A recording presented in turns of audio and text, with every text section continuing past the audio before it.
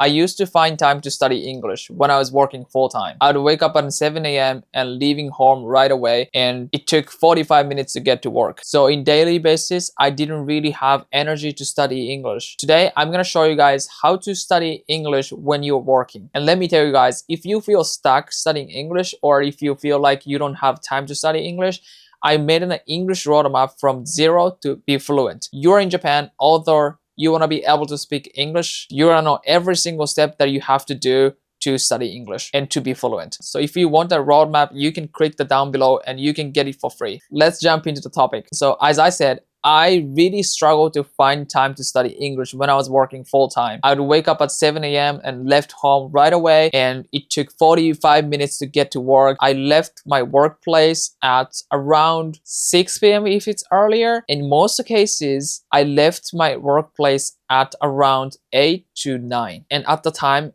I was new and I worked in sales. So I often worked overtime and get home around like 9 p.m. sometimes. There was always something going on. So by the time I got home, I was totally exhausted and I didn't really have energy to study English. And I was really disappointed in myself because I couldn't still speak English the way that I wanted to. So I had to keep up with it, but I couldn't. It was so hard for me to find consistent time to study. But then I changed how I think about studying English. So when it comes to learning English, it's not like studying other subjects. For example, if you study other subjects, you have to sit down on a desk and open a textbook and you have to focus on like 2 hours every subject. But English is not like that, because English is language. You don't need to sit down on a desk and open a textbook, because what you do is to listen to English and speak English. Of course, if you don't have the knowledge about grammar or vocabulary, you have to study. But if you study like 中学英語 or high school 英語, you're good to go. Like you don't have to study textbooks. So actually, there are so many ways to study English naturally by listening and speaking little by little every day. And once you build the habit, everything goes smoother and easier. And I want to help you with that. So first advice, use mouth and ears. So the first thing I did was to listen to podcasts while I was on the train. Almost every day during my commute, I listened to podcasts. And if you want to speak English, or if you want to communicate with people in English, listening is key. So you better to listen to English contents as much as you can. But that doesn't mean that you have to consume so many hours to listen to English. All right, think about it. During your work hours, of course, you are focused on work, right? But other than that, what about your break time? What about while you're commuting? I think your ears and mouth are free. That time is yours. Use the time. Most people wear earphones while they're walking or during the commute, consuming YouTube videos, or like they listen to random music. In that time, why not switch to the English contents? Just replace music with the podcast. And that's exactly what I did. English is a language, so all you need are ears and mouth. And here's another thing I did. When I was walking outside, usually going to work, I talk to myself in English. In the beginning, I feel weird, but after that, you get used to it and you keep going, you're gonna be okay. Of course, I wasn't shouting. I wasn't really like talking to myself like everybody hears my voice. It's not like that. I was just whispering, just speaking quietly myself. I would say what I was thinking in my head, and I would say the things that I saw, and I say what I wanted to say. It was a great way to practice output because you don't need a person to talk with. So again, use your time wisely. Make full use of your ears and mouth. Even if you're busy, I believe that everyone has at least 1 hour to use your brain and ears and mouth. So use that time to study English. And the next thing that I did was to switch the contents from Japanese to English. And nowadays, everyone is on social media. You're watching my YouTube channel and you watch other videos too. And you probably consume a lot of time by scrolling. Okay, so let's change that to your target language. In the beginning, I understand the hurdle is very high. Everyone thinks that I can't watch YouTube or videos contents in English because it's so hard to understand. I get that.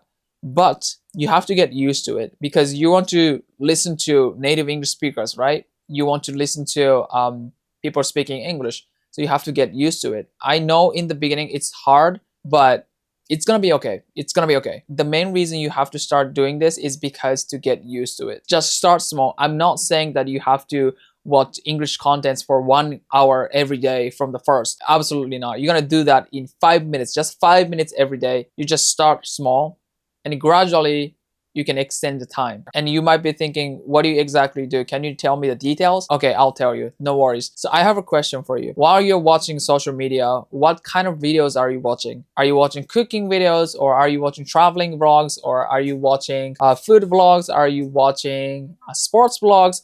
I don't know. I think you're watching a bunch of kind of videos right now. Start with watching that content in English for 5 minutes every day. Then gradually extend the time. For me, when I first started studying English, I was obsessed with Hollywood movies, like Hollywood movie stars, like Ryan Gosling. I loved Brad Pitt. I liked Leonardo DiCaprio. I loved the Hollywood stars. So I kept watching their interviews. There's a TV show called Ellen Show. The show is not going anymore, but I used to watch that content. You can still see it on YouTube. The channel is still there. Yeah, I was really into movies, so I just kept watching these interviews in English. If you watch the contents that you're interested in, you can constantly watch it. That's something you can never do with other subjects. You gotta open the textbook and sit down on the desk. That's something you have to do with other subjects. But studying English is different. And another thing that I did, and I strongly recommend you guys to do, is stream video content at home. So when I was working full-time, I started streaming English contents at home every single day. So here's what I did.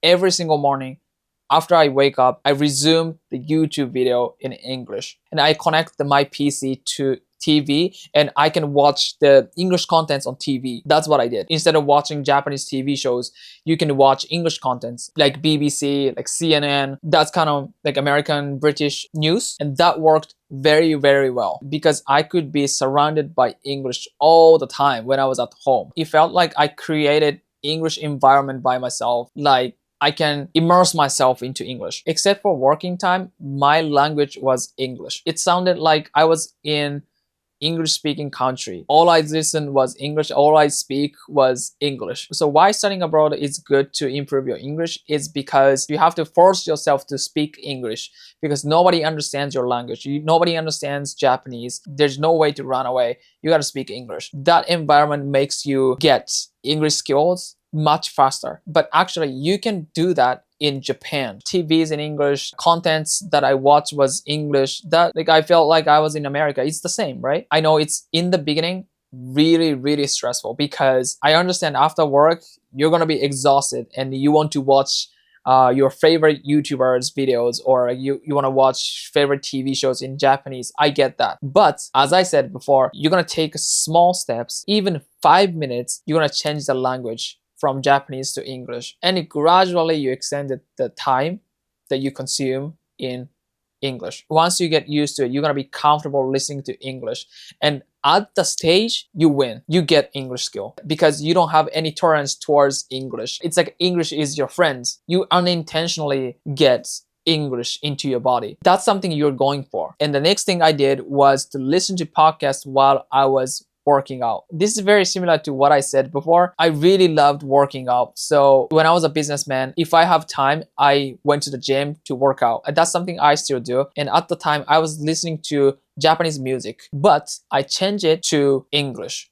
podcast. And also you can sing English songs while you're cooking or whatever you're doing at home. I personally like singing. My hobby is to sing at karaoke. What I did was just practicing Justin Bieber songs or like very famous pop star songs. But just singing a song itself does not have great effect on improving your English. But singing a song helps you improve your pronunciation and linking. So if you have no idea how to use the English songs to improve your linking and pronunciation, I made a free trial video that makes your pronunciation better. So if you want the video, just click the down below. I'll send it to you for free. So in the last, what I want to tell you is that don't give up on studying English when you're working at full time. I know you're super busy. I know you're hardworking. If you don't use English, you're gonna forget it in the future, and you don't want to do that. So don't try to force hours of study. Instead, build a system that fits you into your current lifestyle. It's not about adding more.